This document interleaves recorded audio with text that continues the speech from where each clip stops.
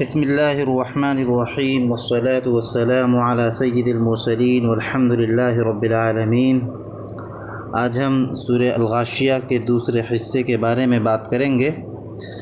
جیسا کہ میں نے پہلے ہی تذکرہ کر دیا تھا کہ اس صورت میں قیامت کے دن کے واقع ہونے کے بارے میں بتایا گیا ہے، اور اس کو ثابت کرنے کے لیے اللہ تعالیٰ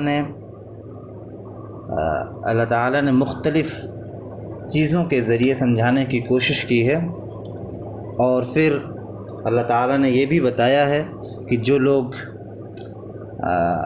اچھی طریقے سے قیامت پر یقین رکھیں گے تو وہ کس طریقے سے جنت میں جائیں گے اور جنت کی کیا منظر کشی ہوگی، اور جو لوگ غلط کام کریں گے، کفر کریں گے، قیامت کا انکار کریں گے تو ان کے ساتھ کیا معاملہ ہوگا، اور جہنم کتنی خطرناک جگہ ہوگی، تو اس کے بارے میں بات ہوئی۔ پھر اللہ تعالیٰ اس کے بعد جب ان چیزوں کے ذریعے سمجھانے کے بعد اللہ تعالیٰ کہہ رہا ہے لوگوں سے کہ اے لوگو، تم جو کچھ میں نے بتایا تمہیں اگر یقین نہیں ہو رہا ہے تو تم اپنے آس پاس اپنے سراؤنڈنگز کی چیزوں کو دیکھو تو تمہیں خود بخود یقین ہو جائے گا کہ ہاں ہے کوئی طاقتور، کوئی قادر، کوئی بنانے والا، دنیا کا جو ہے کریٹر کوئی ہے جس نے تمہارے پیدا ہونے سے پہلے دنیا کو بنایا ہے۔ تو اسی طریقے سے جب تمہارے پیدا ہونے سے پہلے اللہ تعالیٰ نے دنیا کو بنایا ہے تو کیا وہ تمہارے مرنے کے بعد کیا وہ تم کو دوبارہ زندہ نہیں کر سکتا؟ کیا وہ ایک قیامت والی دنیا نہیں بنا سکتا؟ وہ بنا سکتا ہے۔ اگر تمہارے اندر عقل ہے تو تم خود سمجھ سکتے ہو۔ اسی چیز کی طرف اشارہ کرتے ہوئے اگلے حصے میں بات کہی جا رہی ہے۔ آئیے اب ہم ان آیات کو سمجھنے کی کوشش کرتے ہیں کہ اللہ تعالیٰ نے کس طریقے سے لوگوں کو کہا کہ اپنے آگے پیچھے کی چیزوں کو دیکھو تو تمہیں سمجھ میں آ جائے گا۔ اعوذ باللہ من الشیطان الرجیم، بسم اللہ الرحمن الرحیم۔ افلا ينظرون الى الابل كيف خلقت، افلا کیا وہ نہیں، ینظرون کیا وہ نہیں دیکھتے، کس کی طرف، الی الابل کیا وہ اونٹ کی طرف نہیں دیکھتے، کیا وہ اونٹ کی طرف اپنی نگاہ نہیں دوڑاتے، کیف خلقت کہ وہ کیسے بن گیا ہے۔ اس کے ذریعے اشارہ کیا جا رہا ہے کہ کیا تم اونٹ کی طرف نہیں دیکھتے ہو کہ آخر یہ اونٹ کیسے بن گیا، اس کا جو اسٹرکچر ہے، اس کی جو ساخت ہے، کیا اپنے آپ میں وجود میں آ گئی؟ کوئی تو ہوگا جو اونٹ کو عربوں کے لیے خاص طور سے جو ریگستان میں چل سکے، جو وہاں کی زمین کے موافق ہو، جو وہاں کے لوگوں کے موافق ہو، ایسا جانور پیدا کر دیا کہ یہ خود بخود ہو گیا؟ آخر کوئی تو ہوگا جو ریگستان میں چلنے والا جانور پیدا کیا، کوئی تو ہوگا کہ ایک ایسا جانور پیدا کیا جس کے اندر اتنی کیپیسٹی ہے، جس کے اندر اتنی جو ہے طاقت ہے کہ وہ لمبے سفر کے لیے جا سکے، ایک شہر سے دوسرے شہر جا سکے، ریگستانوں میں چل سکے۔ کیا تم دیکھتے نہیں ہو؟ اور اونٹی کا تذکرہ کیوں کیا گیا، یہ بھی بہت اہم ہے۔ سب سے پہلی چیز یہ ہے کہ چونکہ قرآن کریم سب سے پہلے جن لوگوں کو مخاطب کرتا ہے وہ عرب کے لوگ تھے، اور عرب میں یہ اونٹ جو ہے خاص طور سے پائے جاتے تھے۔ تو جو لوگ عرب کے جو لوگ ہوتے تھے وہ جب سفر پہ نکلتے تھے تو انہی اونٹوں کے ساتھ نکلتے تھے۔ اب جب انسان سفر پر ہوتا ہے، ٹھیک ہے، جس کا مشغلہ ہی یہی ہے کہ وہ سفر کی طرف جنرلی رہتا ہے، تو ان کو مخاطب کرتے ہوئے کہا جا رہا ہے کہ کیا تم اونٹ کی طرف غور نہیں کرتے؟ اور جب انسان سفر میں ہوتا ہے، سفر جیسی مشغولیات میں ہوتا ہے، تو وہ انہی چیزوں پر دھیان دیتا ہے جو اس کے ارد گرد ہوتی ہیں، یعنی جو اس کے پاس ہوتی ہیں۔ تو عربوں کے پاس اونٹ ہی ہوا کرتا تھا، اس لیے اللہ تعالیٰ سب سے پہلے اونٹ ہی کی طرف اشارہ کر رہا ہے کہ اونٹ کی تو دیکھو۔ اور دوسری چیز یہ ہے کہ اونٹ کا تذکرہ اس لیے کیا گیا کیونکہ اونٹ میں بہت ساری خصوصیات ہیں۔ سب سے پہلی خصوصیت تو یہ ہے کہ یہ اونٹ جو ہے آپ کو سفر پہ لے جاتا ہے، اس کے اندر طاقت زیادہ ہوتی ہے دوسروں جانوروں کے مقابل میں کہ یہ آپ کو دور تک سفر کرا سکتا ہے۔ دوسری بات یہ ہے کہ یہ آپ کے سامان کو ایک شہر سے دوسرے شہر تک لے جاتا ہے۔ تیسری بات یہ ہے کہ یہ آپ کو دودھ بھی دیتا ہے، ٹھیک ہے، یعنی اس جانور سے دودھ بھی ملتا ہے۔ اور چوتھی بات یہ ہے کہ اس جانور کا گوشت بھی آپ کھا سکتے ہیں، ٹھیک ہے۔ اور پانچویں بات یہ ہے کہ اس کے اندر زینت بھی ہے، یعنی کہ زینت کا مطلب یہ ہوا کہ عرب کے لیے یہ فخر کی بات تھی اور ان کے لیے یہ جمال کی بات تھی کہ ان کے پاس اونٹ ہو۔ اسی لیے کہا جاتا ہے کہ عرب میں جب کسی انسان کا قتل کر دیا جاتا تھا تو اس کی جو دیت دی جاتی تھی، یعنی اس کا جو بدلہ دیا جاتا تھا، کمپنسیشن جس کے ذریعے سے دیا جاتا تھا، وہ اونٹ ہی کے ذریعے دیا جاتا تھا، کیونکہ اونٹ ان کے نزدیک بہت ہی محبوب تھا۔ تو یہ ساری چیزیں ہیں ابل میں پائی جاتی ہیں، اس لیے یہاں پر ابل کا تذکرہ کیا گیا۔ وَإِلَى السَّمَاءِ كَيْفَ رُفِعَتْ، کیا تم آسمان کی طرف نہیں دیکھتے کیسے وہ بلند کیا گیا ہے، یعنی کیسے بغیر ستون کے، بغیر کھمبے کے کیسے وہ بنا ہوا ہے۔ کیا تم اس کی طرف نہیں دیکھتے، اس کی بلندی کو نہیں دیکھتے؟ جہاں سے سورج نکلتا ہے جو آپ کو روشنی پہنچاتا ہے دن میں، اور رات میں تارے نکلتے ہیں، ستارے نکلتے ہیں جو آپ کو جو ہے ایک ایسی روشنی دیتے ہیں جو آپ کی آنکھوں کے لیے جو ہے نقصان دہ نہیں ہوتی ہے، آپ ڈائریکٹ اس کو دیکھ سکتے ہیں۔ تو کیا یہ آسمان خود بخود بن گئے یا کوئی ہے اس کا بنانے والا؟ اس کی طرف اشارہ کیا جانا۔ وَإِلَى الْجِبَالِ كَيْفَ نُصِبَتْ، کیا پہاڑوں کی طرف نہیں دیکھتے کہ کس طریقے سے اسے جما دیا گیا ہے؟ کیا یہ پہاڑ خود بخود وجود میں آ گئے ہیں؟ آخر کوئی تو ہوگا جو ان پہاڑوں کو زمینوں پر گاڑ رکھا ہے، جس کے ذریعے سے زمینوں کو زمین جمی ہوئی ہیں وہ ہل نہیں رہی ہیں۔ آخر کوئی تو ہوگا اس کا بنانے والا، یا خود بخود وجود میں آ گیا؟ وَإِلَى الْأَرْضِ كَيْفَ سُطِحَتْ، کیا تم زمین کی طرف نہیں دیکھتے کیسے اسے بچھا دی گئی ہے؟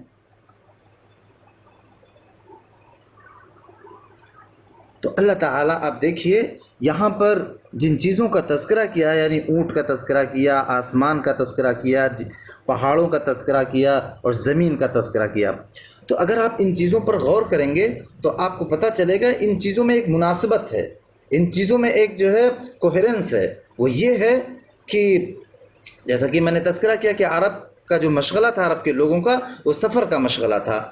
تو اگر آپ سفر میں نکلتے ہیں، اس وقت عرب کے لوگ سفر میں جب نکلتے تھے تو ان کا معاملہ یہ تھا کہ غور کرنے کا جو ٹائم ہوتا ہے، وقت ہوتا ہے، وہ یہی ہوتا ہے، سفر ہی ہوتا ہے۔ اور جب آدمی سفر میں ہو، سنسان ایریے میں ہو، خاص طور سے عرب میں نہ تو زراعت تھی نہ بہت زیادہ آبادی تھی، ٹھیک ہے، تو وہ ریگستانوں میں نکلتے تھے یا خالی جگہوں میں نکلتے تھے، تو وہاں کیا دیکھتے؟ یا تو جس پر سوار ہوئے ہیں اسے دیکھتے، تو اونٹ تھا، تو اونٹ پر غور کرنے کے لیے اسی لیے کہا گیا۔ یا وہ اوپر دیکھتے تو آسمان دکھتا، نیچے دیکھتے تو زمین دکھتا، دائیں بائیں دیکھتے تو پہاڑ دکھتے۔ اس لیے انہی چیزوں کو جو ہے پیش کیا گیا تاکہ وہ ان پر آسانی کے ساتھ جو ہے وہ غور کر سکیں اور سمجھ سکیں کہ آخر کوئی تو ہے اس کا بنانے والا۔ جب اس کا کوئی بنانے والا ہے تو کیا ان چیزوں کا بنانے والا، کیا وہ قیامت جیسے واقعے کو نہیں بنا سکتا؟ کیا جنت جہنم کو نہیں بنا سکتا؟ کیا جزا و سزا کا دن مقرر نہیں کر سکتا؟ کیا ہمیں دوبارہ سے پیدا نہیں کر سکتا؟ ضرور کر سکتا ہے۔ تو یہی اشارہ کیا جا رہا ہے۔ فذکر انما انت مذکر، تو آپ صلی اللہ علیہ وسلم کو مخاطب کرتے ہوئے کہا جا رہا ہے کہ فذکر، بس اے نبی انہیں نصیحت کر دیجئے، بس آپ کا کام نصیحت کرنا ہے، یعنی آپ جو ہے انہیں بتا دیجئے کہ صحیح کیا ہے، غلط کیا ہے۔ عمل کرنا یہ ان کا کام ہے، ماننا ان کا کام ہے، یہ آپ کی ذمہ داری نہیں ہے کہ آپ زبردستی ان سے منوائیں۔ ذکر یذکرو کا مطلب ہوتا ہے سمجھانا، مذکر سمجھانے والا۔ لست علیہم بمسیطر، کہا جا رہا ہے کہ لست علیہم، آپ ان پر جو ہے داروغہ نہیں بنائے گئے ہیں۔ مسیطر کا مطلب ہوتا ہے داروغہ۔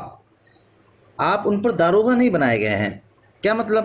اس کا مطلب یہ ہوا کہ آپ کی ذمہ داری صرف اور صرف لوگوں کو پیغام پہنچا دینا ہے، لوگوں کو بتا دینا ہے، تاکہ یہ حجت پوری ہو جائے، یہ بات پہنچ جائے، تاکہ اللہ تعالیٰ کی طرف سے یہ حجت پہنچ جائے کہ اللہ تعالیٰ نے نبی کو بھیجا تھا، پیغام بھیج دیا تھا، اس کے باوجود تم لوگوں نے نہیں مانا۔ ٹھیک ہے، اس بات کے لیے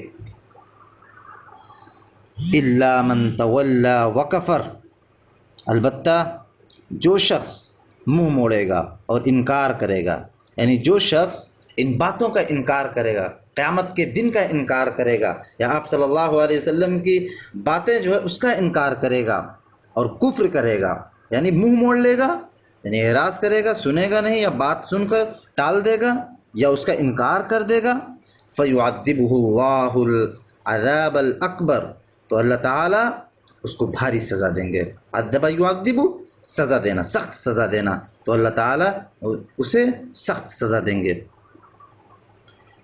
ان الینا ایابہم، ان لوگوں کو پلٹنا ہماری طرف ہی ہے۔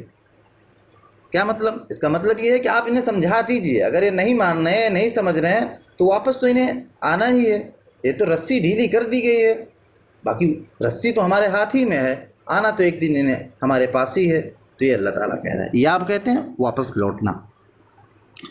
ثم ان علینا حسابہم، پھر بے شک ان کا حساب لینا ہماری ہی ذمہ داری ہے، یعنی ہم ہی ان کا حساب لیں گے۔ یعنی آپ کا کام صرف یہ ہے کہ آپ ان کو پیغام پہنچا دیجئے، یہ مانے یا نہ مانے، اس کا حساب کرنا، اس کا حساب لینا یہ ہماری ذمہ داری ہے، یعنی اللہ تعالیٰ کی ذمہ داری ہے۔ تو یہ ہے اس کا مطلب۔ صدق اللہ العلی العظیم۔ آپ دیکھیں تو اس صورت کے ذریعے جو ہمیں سبق ملتا ہے بنیادی طور پر وہ یہ ہے کہ سب سے پہلی بات یہ سمجھ لیجئے کہ یہ صورت جو ہے وہ یہ صورت لوگوں کا ذہن بنا رہی تھی۔ اس وقت کے جو کفار تھے، اس وقت کے جو عرب کے لوگ تھے، ان کا ذہن تیار کیا جا رہا تھا کہ کوئی ہے اللہ تعالیٰ، کوئی ایک قادر مطلق شخصیت ہے، کوئی ذات ہے جو پوری دنیا کو بنانے والی ہے۔ اور ان کے ذہن میں یہ بات ڈالی جا رہی تھی کہ جب کوئی بنانے والا ہے تو وہ کون ہے؟ تو وہ اللہ تعالیٰ ہے، یہ بتانے کی کوشش کی جا رہی تھی۔ پھر ساتھ ساتھ میں یہ انہیں بتایا جا رہا تھا کہ جو بھی عمل تم کر رہے ہو اس کا حساب اور کتاب دینا ہے۔ تو یہ وہاں پر انہیں پیغام دیا جا رہا تھا۔ تو یہ ایک چیز ہو گئی۔ دوسری چیز یہ ہے کہ یہاں سے جو ہمیں سبق ملتا ہے وہ سبق یہ ملتا ہے کہ جب بھی ہم کسی سے بات کریں، جب بھی ہم کسی کو دعوت دیں، تو جو آڈینس ہے، جو سننے والے لوگ ہیں، ٹھیک ہے، جس کو آپ سمجھا رہے ہیں، اس کے جو لیول ہے اس لیول کے مطابق ہمیں سمجھانا چاہیے۔ یعنی کہ اگر آپ ان کو کوئی کسی مثال کے ذریعے، کسی اگزامپل کے ذریعے آپ سمجھا رہے ہیں، تو آپ جس فیلڈ کا وہ شخص ہے آپ کو کوشش کرنی چاہیے کہ اس فیلڈ کی اگزامپلس کے ذریعے اسے سمجھائیں، اسے بتائیں، تاکہ اس کے لیے آسانی ہو جائے گی سمجھنا۔ اور تیسری بات یہ ہے کہ دعوت کے کام میں ہماری ذمہ داری یہ ہے کہ ہم اللہ تعالیٰ کا جو پیغام ہے وہ لوگوں تک پہنچا دیں۔ اللہ تعالیٰ نے جس طریقے سے بتانے کے لیے کہا ہے ہم اس کو لوگوں تک پہنچا دیں۔ اب جس کو آپ نے پہنچا دیا وہ اس کی ذمہ داری ہے کہ وہ اس کو مانے یا نہ مانے، ٹھیک ہے۔ آپ کو زبردستی نہیں کرنا اس شخص کے ساتھ کہ آپ اس کو زبردستی منوا لیں، زبردستی اسلام قبول کروا لیں، ٹھیک ہے، یہ نہیں کرنا ہے۔ اگر وہ قبول کرے گا تو اچھی بات ہے، اگر قبول نہیں کرتا ہے تو جو ہے اللہ تعالیٰ اس کا حساب لے گا۔ تو یہ ہے ہم بنیادی طور پہ اس سے جو سبق ملتا ہے۔ وآخر دعوانا ان الحمد للہ رب العالمین۔